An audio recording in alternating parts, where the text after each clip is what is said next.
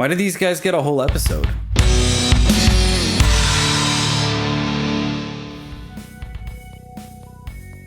Welcome to the Wednesday lesson here at the Order of Eden. Today we are continuing our trek through church history. Last week we talked about some key players in the Protestant Reformation. And today we're going to look at the Church of England. I'm doing things in this order because last week we talked about some key people, the people you would immediately think of with the Protestant Reformation, someone like Martin Luther. But the Reformation was a big event that shook all of Europe, and they didn't all agree on a lot of things. For example, even if as a reformer you believe that the Bible is the sole authority for what you believe, one, that still doesn't mean that everyone's going to agree on how they interpret it. And also, even if two groups agree on doctrine, they still may end up looking different. For example, like we'll see here, the Bible never tells anyone what kind of clothes a church leader should wear, for example. The Bible also doesn't tell us how to conduct a Sunday church service. So as churches were breaking away from the Catholic Church, they end up looking different. And over the next 2 weeks, we're going to look at very extremely different versions of those churches. And today, we're looking at the Church of England. So everyone knows the story, right?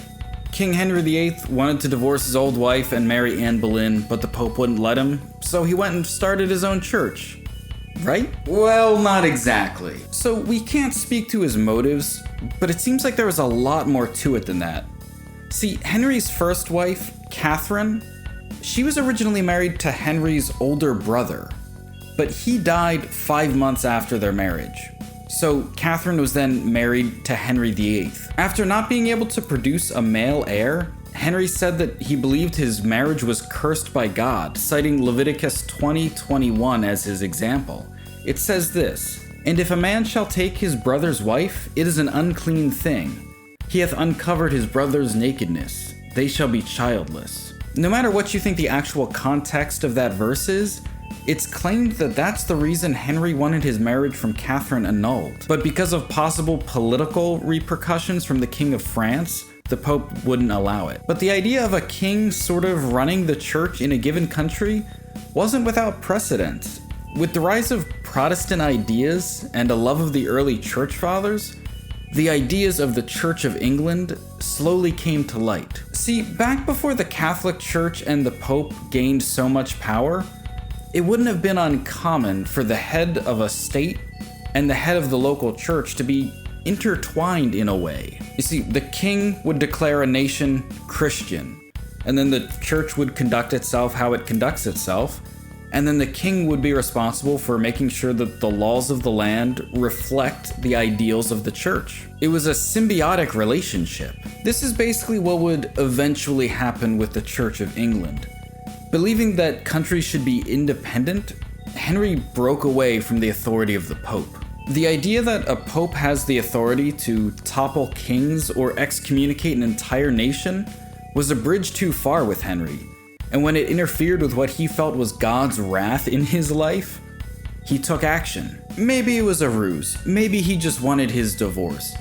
But the historical and religious relationship here is very complex. The Church of England is unique in that while Henry broke away from the Catholic Church, some later kings and queens re-established a relationship with the Pope and the Catholic Church. After a few back and forths between Protestantism and Catholicism, Queen Elizabeth I organized the church in what was called the middle way between either extreme. As a result, the Church of England has a lot of Protestant doctrine, while also holding close to the teachings of the early church fathers and church history. To the untrained eye, their services look very Catholic, with robes, candles, incense, and recited prayers.